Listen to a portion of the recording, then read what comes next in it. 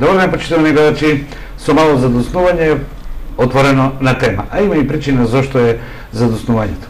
Посебна е причината, како регионална телевизија имаме шанса да разговараме со личности кои донесуваат одлуки во ваша корист на државно ниво, се разбира, а на државно ниво сите не погодува, или од сето имаме корист.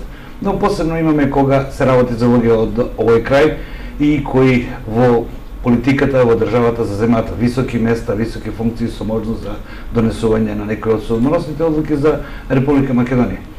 И рака, организирајќи вакви разговори, за да не должам повеќе, додавме до состојба да го доведеме човекот кој 15-16 месеци беше премиер на Македонија и од тогаш наваму немаме слушното поголеми негови интервјуи почестени, што на програмата на телевизија вечерва ќе ни биде гостин Емил Димитриев, техничкиот или политичкиот премиер на Република Македонија во тие 15 месеци, а сега пратеник во собранието на Република Македонија. Господине Димитриев, благодарам за одвоеното време и што дадете во нашава емисија. Задоволство ми е да бидам денеска гостин на вашава телевизија и да споделиме одредени размислувања на актуелно политички теми. Така, и тоа во регионот во кој што и вие сте израснале, а да не споменам дека законот вели пратениците ги представуваат сите граѓани на Република Македонија, меѓутоа кога некој во тројката ние го бираме, имаме посебни емоционални и некои други односи кои ни филибараме од нив да ни направат нешто одговорност и така натаму. Апсолутно, значи и јас имам таков пристап, Штип и околината, Истокот ги доживам како мои градови и мојот однос е на еден начин посветен на Истокот и значи слично размислување. Така. Господин Димитриев, да започнеме од почеток. Вие за цело време на 15 месеци си живеевте во домот во кој што живеете во Пробишти, патувавте. Овде имаше и критики околу тоа колку тоа чини, колку не чини. Беше ли тешко да донесете таа одлука да не си одите од Пробишти?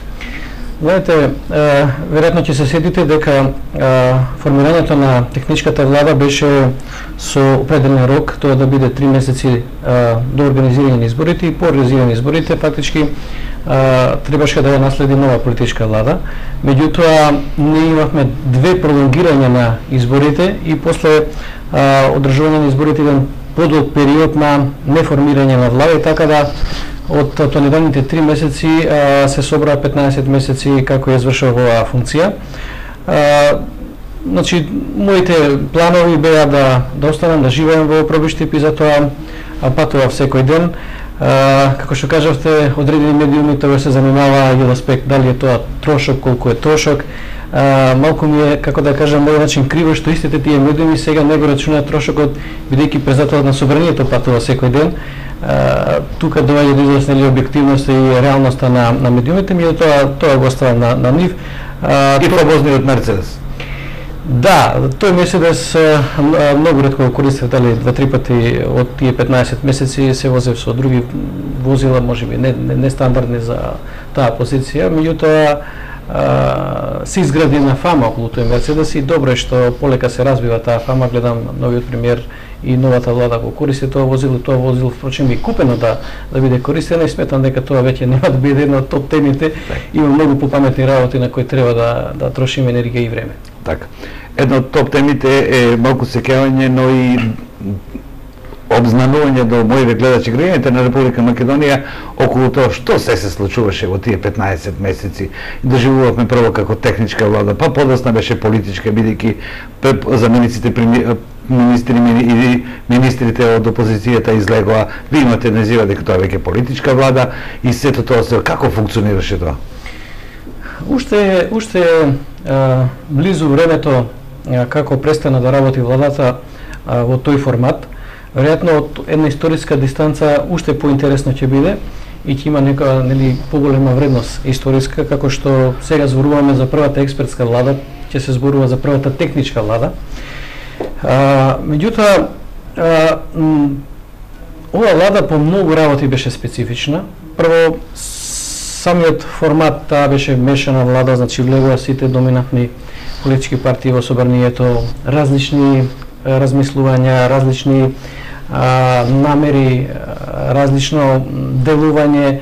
Сето тоа требаше да биде изменаџирано за да има на компактност, да има функционалност таа влада, за да го испорача тоа што требаше да го испорача, првенствено е организирањето на изборите. Комуникација со Државната изборна комисија, која што исто така еден орган кој што не е подреден на владата, меѓутоа покрај владата тоа беа две институции најважни за организирање избори. Многу значаен во тоа време, дали? Да, па имаше силно директно го гледав на работа. Така е, значи големо меѓународно присуство, значи секојдневни меѓународни комуникации, се еден многу турбулентен период кој што гледано сега од ова време владата го изменаџира на најсоодветен начин. И домашната и меѓународната јавност за работењето на техничката влада имаат позитивно размислување. Дури ја немам слушнато критики и од опозицијата. Многу често имаше спротивставеност помеѓу одредени функционери во одредени министерства, па разговарахме како тоа да се надмире. Значи, тоа е зад условно кажано зад завесата, за да не дојде до нарушување на функционалноста на владата и да предизвика одредени проблеми кои што ќе беа како капак и на се што беше политичко окружување и политичка состојба во Република Македонија. Како и да е, тоа е едно ново искуство за Република Македонија. Законот предвидува и пред наредни парламентарни избори да се формира техничка влада. Сега имаме некое стекнато искуство кое што може да биде искористено од новата техничка влада. Македонија ќе ги гради тие капацитети и во иднина и сметам дека како ќе мине времето, дека тој тип на влади ќе биде, како да кажам, по прифатен кај граѓаните, нема да биде нешто ново. Многу е важно тој профил на влада да биде само за тој период како што е наменет. Да не се пролонгира како во нашиот случај, бидејќи тоа се одразува и на реалното функционирање на државата. Значи, ако од 15 месеци како што функционирав како председател на влада, значи околу 12 месеци беше или предизборен период или неформирано собрание. Во таков период имате многу лимитиран простор што може владата да работи. Значи, секое прашање во владата се допрашувавме до антикорупцијска комисија, дали смета дека тоа може да влие на изборите или е противзаконито, значи многу работи беа мораше да донесуваат и тековни одлуки. Така, и пролонгирањето на формирање на нова влада се одрази, ја се сеќавам, една од дискусиите кои што беше многу често во владата и прилично жестоки дискусии, спротивставени дискусии, дали можеме да исплатиме субвенции. Пари имавме, буџетот имаше пари, имаше, значи, донесена програма дека треба да биде исплатени субвенциите, меѓутоа сите сугестии од секретаријатот за законодавство, од антикорупцијска беа дека не може да се исплатят субвенциите. Па мораше земјоделците да покренуваат пред Уставен суд, па Уставен суд да ја поништи таа одредба. Значи, ви кажав само еден дел. Распределба на земјоделско земјиште, на градежно земјиште, сето тоа беше ставено настрана, едноставно владата работеше со прилично лимитирани услови, додека оној период, помал период 3-4 месеци, кој имаше форма на политичка влада, можеше владата да работи со полн капацитет. И тука мора да додадам, имаше една ситуација, бидејќи сепак граѓаните мандатот го доверија на друга личност за премиер. Друг човек беше изгласан со право да ја води државата, без разлика што доаѓаме од иста партија. Јас знаев дека јас немам мандат од граѓаните да отварам крупни прашања,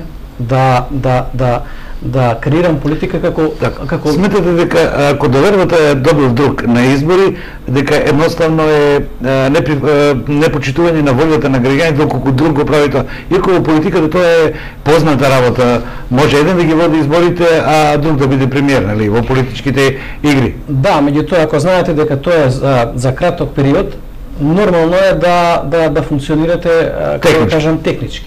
Бидејќи сериозни прашања ќе барат и временски период за решавање, така да реално не сте во можност да креирате нови проекти, нови програми. Бевме сконцентрирани на тоа што веќе беше како актуелна програма и проекти, да не дозволиме нешто да се забави, да се закочи, и мислам дека и тој дел паралелно со другиот дел на организирањето на изборите го теравме успешно. Така, иако безпоштедна е кај нас не е политичка борба, можеби повеќе медиумска, она израз на противставените односи во општеството. Имаше пишување по портали, по медиуми дека Емил Димитриев седи во една друга канцеларија, а не во премиерската, иако законот на ложево нешто е јасно сведува дека бете во канцеларијата на премиерот, но и дури и такви подметнувања или такви теми се постува. Морам овде да прашам заради моите гледачи. Техничките заменици и министри од опозицијата во тоа време седат во владата. Владата делува врз основа на закон со гласање, а излеза од таму држат пресконференции директно по одлуките кои ги донело телото кој е македонска влада, нели? Како изгледаше да функционира? Значи, точен ви е печатокот. Таа влада функционираше во период кога имаше силен политички антагонизам помеѓу политичките партии. И илузорно е да вие се надевате дека со влегувањето во владата тие разлики ќе се надминат, ќе се испеглат различните размислувања дека тоа ќе функционира идеално. Владата функционираше до степен до кој значи доволен да го реализира она за што првенствено беше формирана. Меѓутоа со право е таа перцепција дека политичките партии на еден начин го обременува работењето на владата, сите водеа на своја страна тера своји политики и беше потребно вложување на дополнителна енергија од моја страна тоа да биде како да кажам надминувано за да не пропадне целиот проект наречен техничка влада. Разлики имаше на дневна основа. Значи едноставно тоа не се лепеше. Имаш силна поделеност помеѓу политичките партии. Меѓутоа, јас и како човек имав коректни односи со тогашната опозиција, со тогашните функционери од опозицијата, па на еден начин го користив и тоа да премостуваме одредени разлики и денеска со тие функционери јас имам коректен однос, можеби тоа започна од тие денови и сметам дека генерално ние во политиката мора да промениме начинот на како партиите се поставени една виза и друга. Спомнавте одредени како да кажам медиуми кои што се занимавале со ситници. Јас имам едно мое гледање дека Република Македонија од аспект на атмосфера, вординг во политиката има многу што треба да коригира.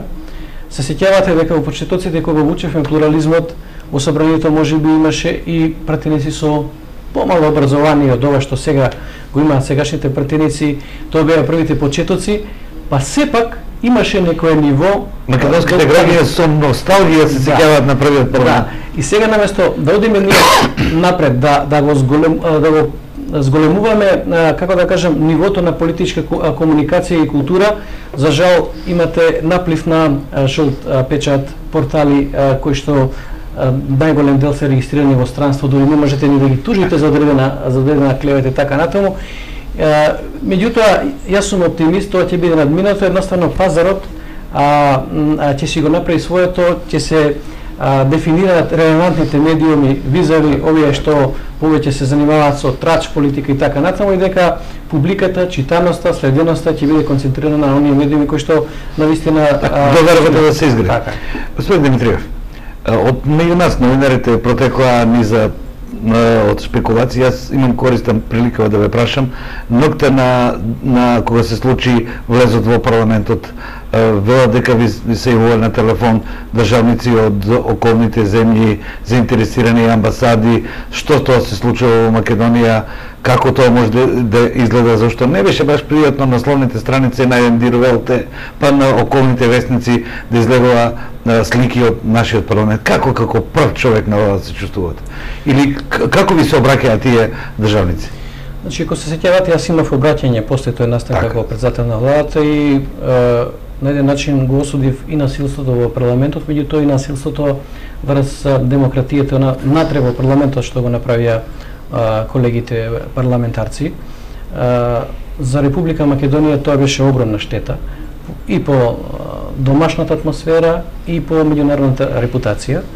Во однос на прашањето на дали одредени институции ме комуницирале во тој период, јас слободно ќе ви кажам дека во тој период единствена комуникација што имав е со надлежните во Министерството за внатрешни работи, немав никаква комуникација со странски државјани, нити побарале од мене такво нешто. Значи, комуницира со надлежните, имав нормална комуникација и се видов веднаш и со председателот на државата, со институциите кои што се надлежни за смирување на ситуацијата, имавме комуникација со меѓународниот фактор. Навистина, тој ден од оваа дистанца, верувам дека никој не го посакуваше, остави една лоша трага. Ден денеска помеѓу претениците се чувства тој антагонизам од тој ден и сега пробуваме да направиме една нормална, колку толку нормална атмосфера за работењето на парламентот. Јас се надевам дека на Република Македонија такво нешто нема да се повтори. За да не се повтори, ќе треба системот да го разреши тоа, низ судски систем, низ правосудните канали, за тоа да се верификува кој е виновен, кој не е виновен, зашто инаку ние постојано ќе си ги накалемуваме вините политички или вака натаму. Единствен начин е тоа, низ каналите на правосудниот систем, да ги оставиме судовите да решаваат, а ние зборуваме за нешто друго. Во време кога вие бевте премиер, таа влада функционираше, имаше многу изјави од околни земји за нестабилноста на Македонија, за дури премиерот тогаше на Србија вели, јас лично го познавам сегашниот премиер, ако вие не знаете, но Македонија не е така нестабилна и мојот печаток, а печаток и на многу од дописниците кои јас ги познавам, велат вака, во еден момент мислев дека државата ќе се скрши. Но излезе дека желбата на македонските граѓани за држава и за поредок е поголема од тоа што ние го имаме. Државата иако беше на работ, преживија на, да не кажем, горе-долу, не многу травматичен начин. Осем политичарите се разбира. Моје мислење е дека наистина Република Македонија преживува еден период кој што може да биде анализиран како прилично нестабилен, меѓутоа не до таа мера во која било загрозено државното устојство. Таа перцепција повеќе можеби беше градена за да се помогне она што значи доваѓање на нова структура на власт. И јас ќе ви споделам само еден момент.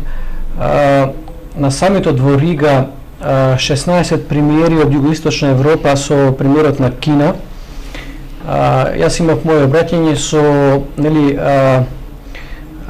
со главна цел да ги представам сите економски можности на Република Македонија за инвестирање, достигнувањата по разни основи.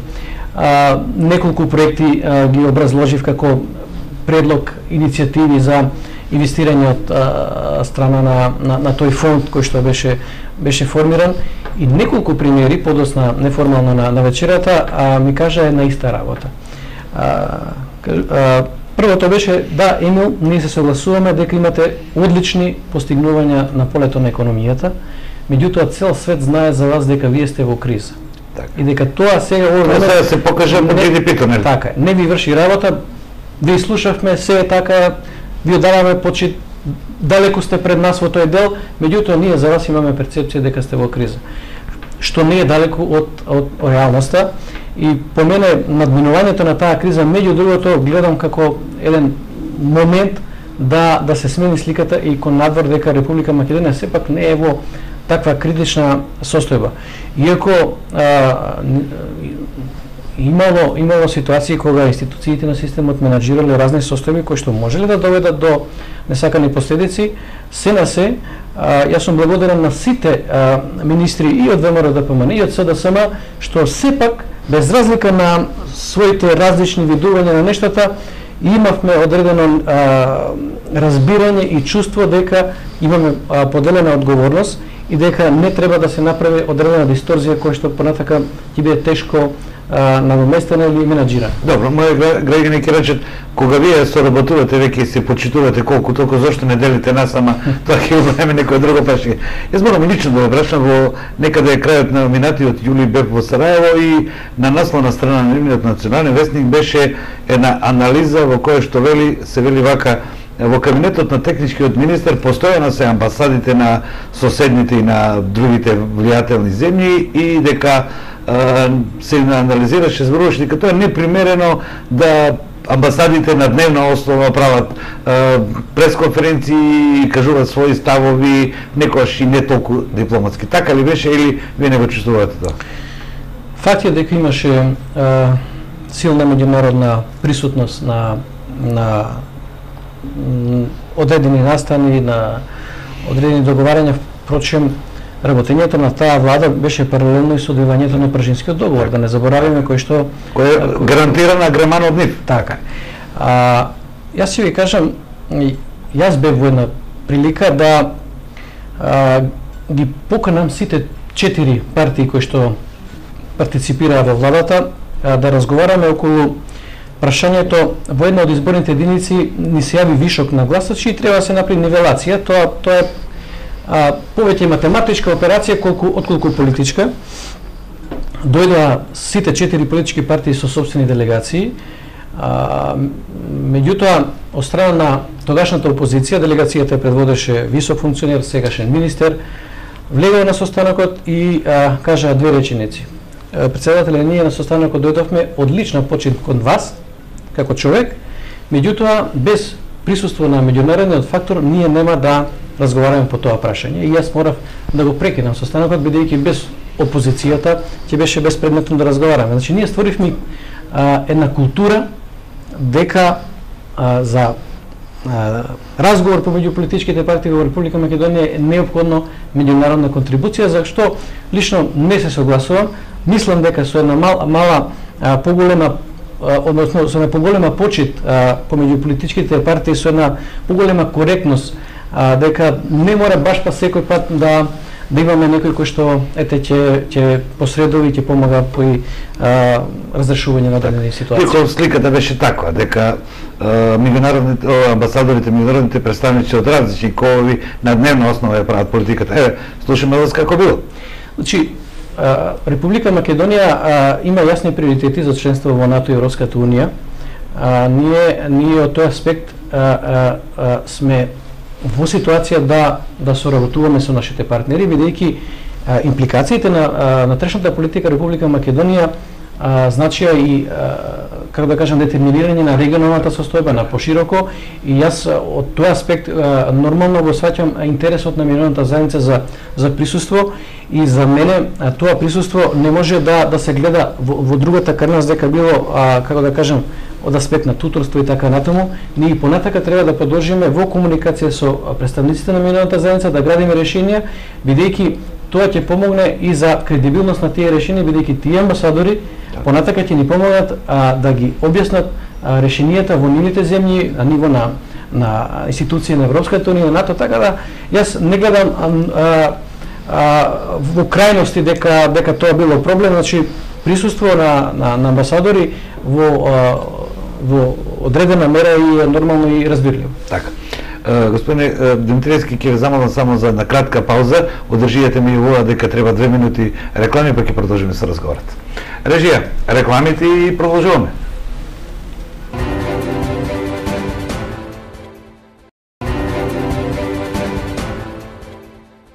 Еве повторно во отворена тема и мојот гостин 22 минути е Емил Димитриев, поранешен премиер на Република Македонија и прв пат по заминувањето од функцијата на овако интервју. Проследете го со внимание. Господин Димитриев, да продолжиме од она време кога бевте премиер, па да се вратиме или истовремено да ви поставам прашање, вие бевте и 4 години генерален секретар на владеачката партија, се прекршуваа таму многу интереси наднепартиски, меѓународни, државни и така натаму, сведок сте на едно време. По јавноста се наметна сликата дека ВМРО-ДПМН веќе не е за Европа, ВМРО-ДПМН не е веќе за соработка со Соединените Американски држави, со европските влади и нивните амбасади. Така излезе една перцепција со неколку пресконференции, баш и не многу издржани до крај, премногу емотивни, направени дури од поранешниот премиер, но сликата е таква, како што стои сега. На што се должи по вас тоа? Или може ли тоа да се поправи? Јас не се согласувам дека ВМРО-ДПМН е таква како што кажавте повеќе. Мислам дека тоа е резултат на створена перцепција, што од нашите конкуренти, што можеби и од одредени потези на нашата партија, па биле спинувани или извртени и сватени на тој начин. Јас бев 4 години генерален секретар, пред тоа бев подсекретар на најголемата изборна единица, па бев пред тоа председател на општинска, значи единствен од 180.000 членови на ВМРО ДПМН кој што ги има раководено, рече се, сите позиции во партијата до ниво на генерален секретар. ВМРО ДПМН сега по мене треба да се сконцентрира на три приоритети. Тоа е да го извади од себе најспособното и да го стави во функција на партијата. Од секој пат, ако анализираме во период на плурална Македонија, секој пат десниот центар бил побогат со интелектуален потенцијал, со кадри. ВМРО ДПМН тоа треба да го искористи. Моја желба е да во комисиите, во органите на партијата, секој си го пронајде местото онаму кај што е едуциран, работел, значи секој на свое место, бидејќи така најмногу ќе даде сега за партијата. Што ќе ви прекинам. Една од перцепциите за партиите во Македонија е дека партиската припадност е пасошот за се, додека во светот секаде личната определба, личниот занаетот речено, тоа прашање го поставам на сите помлади политички активисти, е прва работа, се докажеш во она што е, како што велите вие, тоа што ти е примарно, за да можеш да го породиш тоа на партијата или на општествената заедница. Ако не си докажан како добар земјоделски инженер, како ќе водиш комисија или ќе биде во парламентот или во партијата? Така е, значи нашиот статут дозволува да членувањето во комисијата може да биде и од поддржувачи и од симпатизери на партијата, значи не мора да бидат и формално наши членови. Значи првиот момент е кадровскиот потенцијал да биде ставен во функција. Втората работа е да се разбие она перцепција дека ВМРО ДПМН е против албанците. Тоа е навистина погрешна перцепција, бидејќи сето на што го работевме како проекти досега не го работевме од аспект дали се тоа македонски средини, мешани средини или албански средини, значи тука нема некоја реална основа. Можеби треба повеќе внимание да обратиме на тоа поле. И трето е партијата мора да даде јасна нота дека тоа е прогресивна, проевропска и пронато партија, впрочем како и до сега што беше, бидејќи сите реформи и за членство во НАТО и за Европската унија во овој период нашата партија ги направи, меѓутоа сметам дека тоа може многу подобро да се представи надвор и да се разбијат тие сваќања. Јас на ВМРО ДПМН гледам како на една прогресивна народна партија со граѓански модел, кој што во себе ќе ги опфати сите етникуми и етнички заедници, бидејќи како секретар долго и работев на тоа поле, барав од општинските комитети да интегрираат луѓе од сите етникуми, дали се тоа роми, бошњаци, турци, албанци и така натаму, без разлика нели на вера. Значи отклон од националниот предизвик, националната одреденост кон граѓанска одреденост. Апсолутно, значи тоа се мои размислувања и ќе ви кажам дека последните неколку години структурата на општинско ниво на ВМРО ДПМН од аспект на присуство на етнички заедници 25 до 30% е променета, значи со присуство на припадници од етничките заедници. Ова го тврдам од еден многу прост аспект. Република Македонија е граѓанска држава. Не може граѓанска држава да управуваат еднонационални партии. Така, точно вие сте социолог, па знаете дека такви платформи многу тешко обстојуваат. Така, перспективата на Македонија е во мултиетничко, граѓанско општество со значи почитување на поединецот без разлика од кој етникум доаѓа, без разлика од разликите кои што ги носиме сите со себе. Мислам дека ќе ви поставам две теми, поточно две прашања кои се дел анализа, а дел се давање на податоци. На 13 ќе се гласа за законот за јазиците, фамозниот закон за кој што слушнавме дека е поправан 2011 година и така натаму. Но ВМРО ДПМН сега ставаме во една ситуација за која што ќе треба многу памет или аргументи за да се излезе од неа. Доколку не гласате за законот за јазиците, тоа ќе биде на подолгорочен рок оттежнување на соработката со албанскиот корпус. А доколку гласате, оној дел од македонскиот корпус кој очекуваше револуционерно или тврдокорно однесување кон овој закон ќе дојде на ниво на разрешување. Малку позицијата е не толку деликатна, не толку лесна за разрешување. Јас не би рекол дека ова ситуација е црно-бела ситуација, значи и сепак може да се пројават нијансите и позицијата на ВМРО ДПМН во тој диапазон. На нашата партија е важно да решенијата бидат согласно постојниот устав на Република Македонија. Ние немаме против унапредување на одредени барања на одредени етнички заедници. Значи, правото на говор, на свој мајчин јазик е едно од елементарните права и тука не треба да имаме ригиден став. Ние треба да погледнеме и од друг аспект, дали ваквото менаџирање со одредени ситуации и поставување преку законски решенија не прави од Република Македонија бинационална држава. И затоа во тој контекст сакам да отворам и друго прашање, кај се останатите етникуми и нивните права, конкретно од аспект на употреба на нивните јазици, со што дополнително ќе влијаеме да се заекне тој граѓански модел на Република Македонија. Овој момент имаме во Крушево влашкиот јазик кој е званичен во општина Крушево. Со оваквите измени на закони може да не биде тој. Знаете, во Република Македонија не живеат само македонци и албанци. Значи, во Република Македонија живеат многу повеќе етникуми кои што се дел од нашиот устав, набројани во уставот, и ние не можеме да се однесуваме кон одредени етникуми на еден начин, а кон други на друг начин.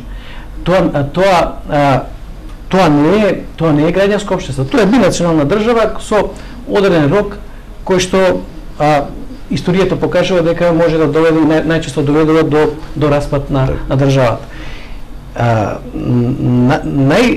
Најважна работа за кохезивноста на македонското општество е профункционирање на Република Македонија како граѓанска држава со сите своји атрибути. И во тој контекст, ако ги ставаме сите решенија, дали се тоа за езиците, понатака може би ќе отвориме други права, мора да се водиме од таа премиса дека во Македонија живеат луѓе од различни етникуми и дека треба да бидат земени во предвид и нивните права. Така, во овој контекст мора да прашам и за изјавата на американскиот амбасадор кој рече дека баш во времето кога ви бевте премиер, сериозно морам да разговарам со премиерот Димитриевски околу тоа да ние на некаков начин започнеме со преговорите по главје 21 кој се однесува на правна држава и на граѓанска држава. Беше ли понудено од американската амбасада на дипломатски начин, на еден начин да почне да се отвара тоа поглавје со реструктурирање на државата? Тие поглавја во принцип се разговараат на ниво на Македонија со Европската унија, меѓутоа така како подршка го кажете, како дипломатска интересот на Соединетите американски држави за по однос на тие прашања. Јас тука би кажал дека дури и доцнеме ние со отварање на тие поглавја, процесот на интеграција на Република Македонија е закочен ради спорот со Грција околу името. Меѓутоа и на разни форуми и надвор од Република Македонија, тоа го кажано и во средби со комесарот Хани и така натаму, дека и Македонија и Европската унија пропушти едно многу драгоцено време и можеше овие процеси да ги менаџира паралелно. Ќе добиевме и на време и на квалитет. Особено влегувањето во Европската унија значи отварање на 20 кусур поглавја, изјаснување поглавје по поглавје на сите земји членки на Европската унија, значи и тоа структурирање на државата. Значи тоа прво од аспект на папирологија, од аспект на бирократија, 600.000 страници тоа бара многу време, што значи тоа е еден прилично долг пат и не требаше да се губи време, можеше паралелно да се тера. Ние овие две поглавја и ние прифативме да бидат едни од првите, особено бидејќи сите сугестии, како да кажам, добронамерни од меѓународната заедница одеа по прашања кои што ги тангираат овие две поглавја, значи тоа се правото и правдата и безбедноста.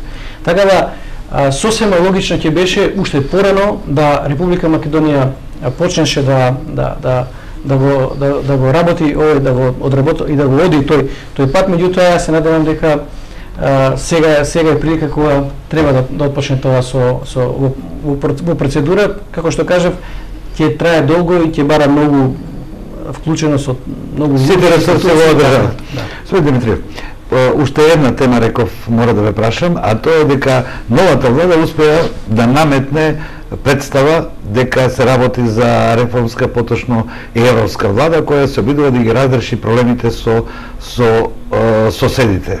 Ги гледаме коментарите на дури и на амбасадорите, ги гледаме коментарите на европските гости овде, гледаме по вестниците што излегува и испаѓа дека тие ќе ги разрешат проблемите што ВМРО помина 11 години не ги разрешува. Се работи ли за цена на договорите или се работи за волја да се разрешат некои и деценијски проблеми? Прво сакам да го прокоментирам оној дел само прогласувањето за реформска влада. Во принцип доживувањето или гледањето на една влада како реформска треба да биде после одреден период и тоа треба да дојде од јавноста, од како да кажам, од публиката, не од тие кои што го работат. Многу е лошо, уште не сте почнале со работа, себе да се наречете јас сум реформска влада. Добро е да го одработите тоа што го имате како намера и да го добиете епитетот реформска влада. Тоа му доаѓа како, што знам, денес имаме многу светци и од католички, од православна религија, тие уште не прогласени за светци да кажат дека ние сме свет.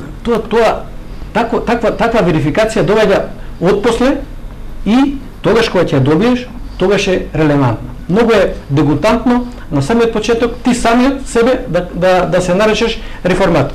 Дури јас на колегите во парламента од СДСМ и дадов една забелешка зошто парламентот не го прогласиме за реформски.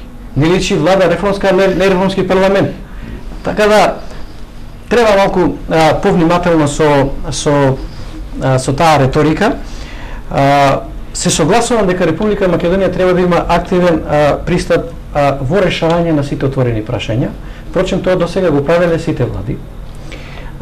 Меѓутоа, тука е разликата, како што преска кажа, значи, во нијансите. Одредена структура сметала дека треба да се внимава на одредени позиции, кои што може би задираат во витални национални интереси и да преку, како да кажам, запазување на тие позиции да се надмине тој спор. Сега има еден друг пристап од оваа влада, значи прво самите ја прогласија Република Македонија како виновник за сите отворени прашања. Што не е точно, не се согласувам со тоа дека ние сме криви за се и дека ние сме иницијатори за сите спорни прашања, затоа што тие прашања беа и во мандат кога истата партија беше на власт и тие пробуваат да ги решаваат. И Глигоров веројатно трошил време и енергија и Црвенковски на овие прашања. Значи, со тоа не се согласувам дека ние сме виновни за тоа. Второ, мора сегашната владачка структура да изгради барем минимум комуникација со нас, со клучните политички чинители во државата, бидејќи вакви прашања не се ексклузивитет на ние на политичка елита. Зато ли беше вчера средата вашето раководство партиско со министерот Кодзијас? Тоа е дел од нашата меѓународна комуникација. Кодзијас беше во официјална посета на Република Македонија и дел од програмата беше Иако не беше вообичаено до пред 3-4 години министри да доаѓаат и во опозицијата. Барем ја не се сеќавам. Или не беше експлоатирано тоа? Веројатно, добро е што меѓународните представници и гости покрај средбите кои што имаат со владата, имаат средби со опозицијата, покажува дека имаат респект и кон опозицијата, значи го ја уважуваат позицијата, силата на ВМРО. Почем и нужна.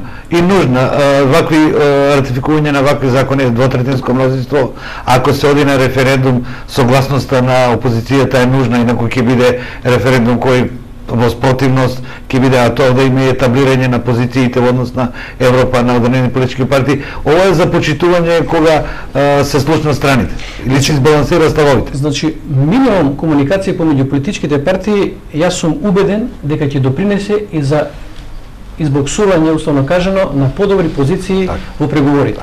Бидејќи не е се едно исто кога институциите на владата преговараат и знаат дека по одредени прашања имат како да кажам бланко поддршка и од опозицијата, тогаш тие можат така да кажам повеќе да се фајтаат да известуваат подобри позиции за Република Македонија, отколку да знаат дека опозицијата ќе ги начека на прва кривина,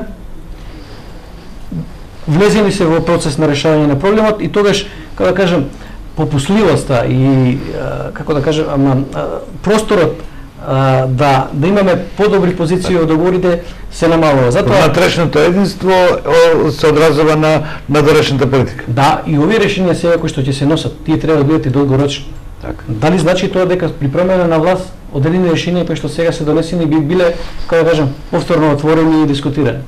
Затоа неминовна е комуникација и дебата како што популарно се разговара, кое што за жал ја нема во Република Македонија и мислам дека фали една по-конструктивна комуникација и помеѓу политичките чинители, меѓутоа тоа треба да се расшири и пошироко, целата јавност да биде дел од тоа, бидејќи сите ние сме засегнати со тие договори кои што треба да значат иднина на Република Македонија.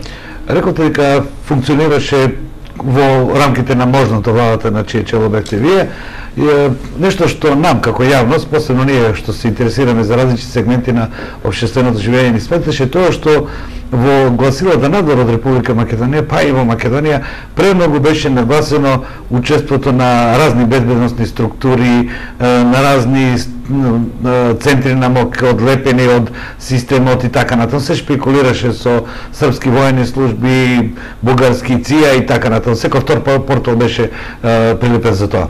Вие бевте начелно, така не изгледа од позиција на премиер? Или шпекулациите се слободна форма? Јас верувам дека тоа било повеќе во делот на шпекулациите. Државата функционирала најнормално, институциите на државата. Веројатно ради читаност на тие медиуми се зачинува текстот со одредени мистификации, бидејќи секој пат тајните служби, безбедноста се интересна тема која што лепи читатели. Но во секој случај имавме еден случај со соседна Република Србија, каде што полковник на ВБА беше актер од еден спор. Не е толку беззначајно. Не е беззначајно, меѓутоа сите овие постапки се дефинирани со одредени закони, има надлежни институции кои што треба да си го работат тоа, луѓето вработени во тие институции за тоа земаат плата и, како да кажем, не треба тоа да се прави нешто спектакуларно. Ние сме држава која што е дел од партнерството за мир со НАТО, значи единствено кој имаме договор со Соединетите американски држави, ние и Израел. Стратешко партнерство со САД и ние по многу линии сме во ситуација да комуницираме со странски безбедносни служби и јас користам прилика да се заблагодарам на придонесот на тие служби, бидејќи знам дека во одредени ситуации нивната помош била многу значајна за Република Македонија и добро е таа комуникација во иднина да се задржи. Господин Димитриев, на местото премиер на Република Македонија сега е Зоран Заев, должен е да одговори на Македонија, една енигма и кој им следува да дојде, тоа ќе мора да го направи, а тоа е ние влеговме во турбулентни 2 години со тоа дека 21.000 граѓани биле прислушкувани, 657 файла и така натаму.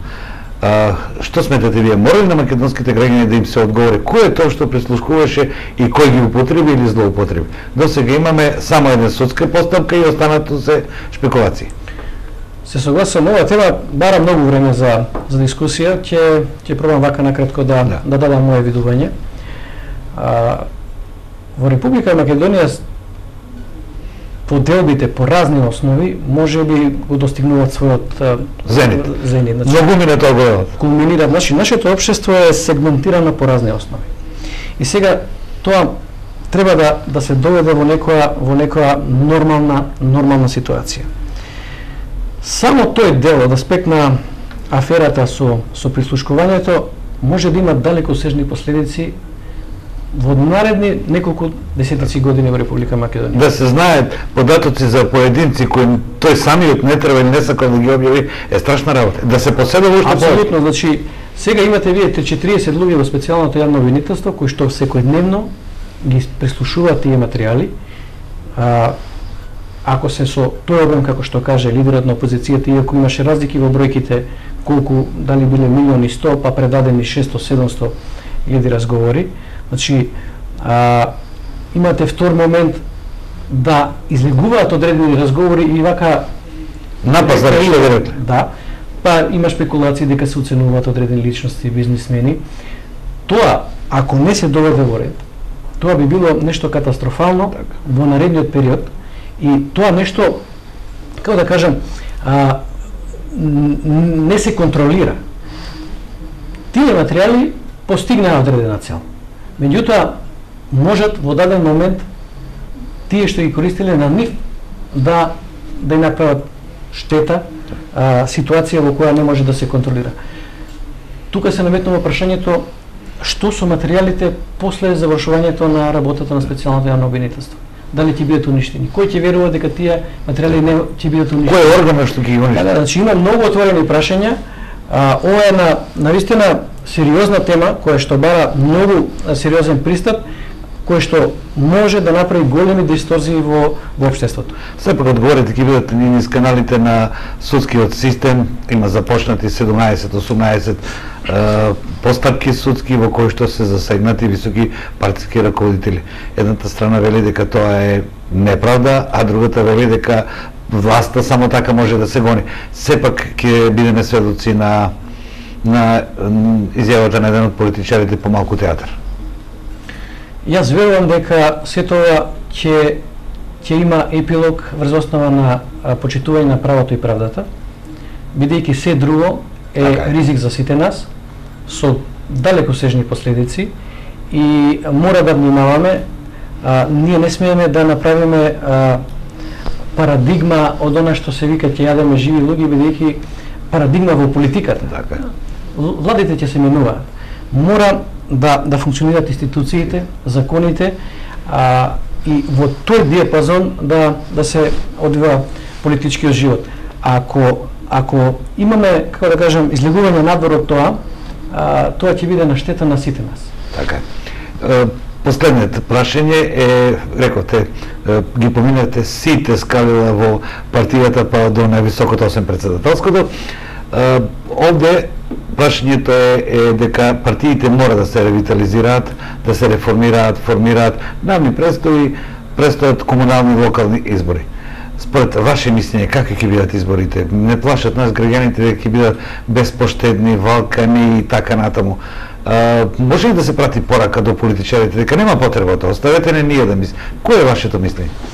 Така, се согласувам и тоа оди во прилог на ова што цело време ви го зборувам дека политичкиот вординг во Република Македонија е ака прилично дискутабилен.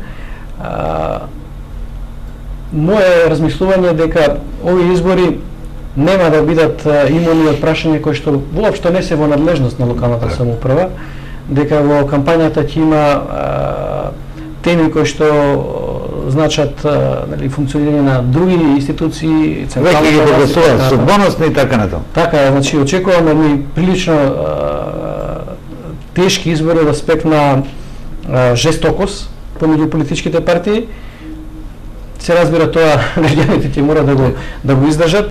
Јас сепак би сакал да се концентрираме на темите кои што значат функционирање на градоначалник, на локален совет. Меѓутоа не очекувам дека темите кои што се отвараат сега од аспект на договори со Бугарија, другите теми кои што ви разборувавме дека нема да бидат комуницирани. Сепак ќе бидат, иако така, поставеноста на дипломатијата е така да се најдат решенија тогаш и кога нам барем обичните граѓани не изгледан безизлезно, но тоа е дипломатијата, што не се до надворешната политика. Во крајна мера тоа ќе значи, како да кажам, и изјаснување на граѓаните по однос на тие прашања. Така да јас не гледам многу црно на тоа. Морам овде да прашам господин Димитриевски една дилема што постои овде кај нас. Изјавата на председателот на ВМРО-ДПМН е дека изборите ќе бидат легитимација или делегитимација на сегашната власт. Кој е критериумот? Што ќе биде победата на градоначалнички места, бројот на гласачи кои гласале за советничките листи, во кое што вие ќе можете да излезете и ќе кажете ние собравме одреден број на гласачи, тоа значи дека немате поддржувачи од 400.000, зборувам на памет. Кој е критериумот? Знаете, ова е сега добра прилика на партиите секој да си го толкува резултатот онака како му одговара, и веројатно така ќе биде, предпоставувам. Иако многу лесно може да се дојде до фактот кој победил на изборите. За владеечка структура на централно ниво проблем е загубени локални избори. На еден начин значи опомена или да не идам до крајност делегитимирање на владеачката структура. Да почекаме да завршат изборите, па да го анализираме исходот од нив. Така. Да навигуваме внатре партиските стратегии, зашто не се кажуваат кандидатите за градоначалници до последен момент, до предпоследен момент и така натаму. Вие сте шле на високото партиско раководство. Македонската јавност или ние во тројката од ЕК ги дознаеме ли наскоро кандидатите за градоначалници, барем тоа? Прво, ние мора да се движиме во рамките на законот што го регулира. Така е, 14:00. Во законски отворен рок, партиите мора да ги кандидираат своите кандидати за градоначалници, за кандидати за советници. Ние имавме објавена 5 имења за 5 кандидати во 5 општини из Република Македонија. Интензивно партијата работи на анкетирање, распрашување, анализи, кои се најсоодветните личности за кандидати во сите останати општини, и јас очекувам како наближува периодот до крајниот рок за кандидирање, во мора да поменае да обзнанува дел по дел од своите кандидати за градоначалници. Водиме сметка тие луѓе да бидат компетентни, авторитетни во своите средини, да се способни да реализираат програмата. Одиме со тој познат трк на изготвување на програма, со проекти, со конкретни ветувања, бидејќи политичарите мора да има за нешто за што граѓаните и гласачите треба да ги држат, да тоа е програмата, изборот даден во изборите, и сметам дека во мора да помогне нови избори, ќе има одличен резултат, значи убедлива победа, која што понатака ќе помогне во идното делување на партијата. Рековте една интересна реченица, да се држат до зборот политичарите, иако не сме навикнати тоа да го прават во досегашното искуство, тоа што ни се замерува на сите во Југоисточна Европа, ние се зборуваме за нашава Македонија, тоа е низоко ниво на етика, морал во политичкиот живот. Не во комуникацијата само меѓу политичарите, обраќањето на политичките партиципиенти, туку воопшто ви рековте вординг, а не е само во зборувањето, а тоа е дека луѓето постепено се забораваат, македонски речено, кога доаѓаат на власт. Вие сте еден пример интересен, бевте премиер, сега сте пратеник. Тешко ли се поднесува тоа како природно дека треба да имаш власт? Сега, на крајот го поставивте прашањето вака по-лично. Јас сум бил и опозиција и власт, и мене не ми е проблем да бидам и во двете улоги. Меѓутоа, јас би сакал да во политиката полека значи се внимава и на етиката и на моралот, бидејќи, знаете, многу често ќе сретнете луѓе кои што политиката ја покажува со едно погребно име, кој што вака лично ми смета како социолог, како човек кој што се едуцирал во таа област. Просветата на сваќањето на помладите генерации е тако дека политиката е можност за лукративни лични користи. Вели, како политичар си ти ако после 4 години немаш 2 стана, скап автомобил и така. Вкупната перцепција кај нас граѓаните за политичарите тако. Не можеме само вас да го укривуваме. Така е наметната представата. Така е наметната, меѓутоа треба да работиме, да се промени перцепцијата, бидејќи политиката и занимавањето за политика е за мене многу достоинствена работа. Тоа е една професија која што ора многу време, енергија, труд, и не би се согласил дека не треба да има морална, етичка димензија. Впрочем, тука и не може да се генерализира. Не може да се сведе дури на ниво на партии. Тоа се карактерни особини на поединци кои што се дел од политиката, и има и добри примери во Република Македонија од сите политички структури кои што можат граѓаните да ги издвојат како луѓе кои што така внимаваат на својот однос, внимаваат на својот вординг, и тоа постепено како мине времето, верувам дека ќе си го направи своето, дека ќе осозреваме политички да биде надминат. Господин Денец, морам да замерам на крајот од нашиот разговор, не сакајќи да ве похвалам вас. Вие действително досега, барем од високите партиски раководители, повикавте на толеранција, па дури и на внатрешни струи во партијата, реформатори и останато. Не слушнавме некој да не каже, не слушнавме ни напади премногу во секој случај, него да повика на толеранција и во СДСМ и во ВМРО да помане. Нужна, а толеранцијата е нужна. Апсолутно, тоа е мој начин на гледање на политичкото делување. Јас како поединец цел овој период така функционирам. Ние сме мала држава со огромни разлики на кои треба да се посветиме и да ги сведеме на минимум. Понатака во вашето прашање, нели, задирнавте сегменти на натрепартиски поставености. Значи, ако по нешто може да се одбележи моето работење како генерален секретар во партијата, барем за оние кои што имале можност да соработуваат со мене, тоа е мојата заложба за обединување, за сплотување, за балансирање на разликите. Јас живеам со такво убедување дека Македонија може да биде силна само ако биде обединета. И тоа од аспект понатака сведено на микрониво важи и за партиите и за институциите и така натаму. Секој пат за секој проблем има решение, потребно е малку волја, разбирање, тоа да биде надминато. Многу подобро ќе функционираме ако имаме таков пристап, отколку да војуваме и на крајот да бидеме губитници сите. Така. Но, впрочем, тоа е резултатот. Не можеме да се пофалиме со преголеми резултати, како што рекоте вие, социолошки се учиме на демократија и на граѓанска држава. Јас од сопствено искуство можам да кажам дека крајот на 80-90-те години почетокот сонувавме за демократија, граѓанско општество, брз економски развој, сето тоа некаде се утопи низ една транзиција, но тоа ќе го ставиме со социологот Емил Димитриев. А за поранешниот премиер јас ги истрпив прашањата, има уште многу, ама на крајот ми преостанува да ви заблагодарам за првото интервју, за честа кон Ирис телевизија и вашата одговорност кон овие потенцијални 300.000 гледачи во тројката кои може да ја следат Ирис телевизија. Благодарам уште еднаш. И мене беше задоволство и вака нека видат по големите медиуми дека може еден локален медиум да има таков ексклузивитет. Благодарам уште еднаш. Поштовани гледачи, ова беше мојот разговор со поранешниот премиер Денес Пратеник на сите нас во Република Македонија, а реков на почетокот посебно нас во тројката, зашто со нашите гласови е тоа што Денес е Пратеник.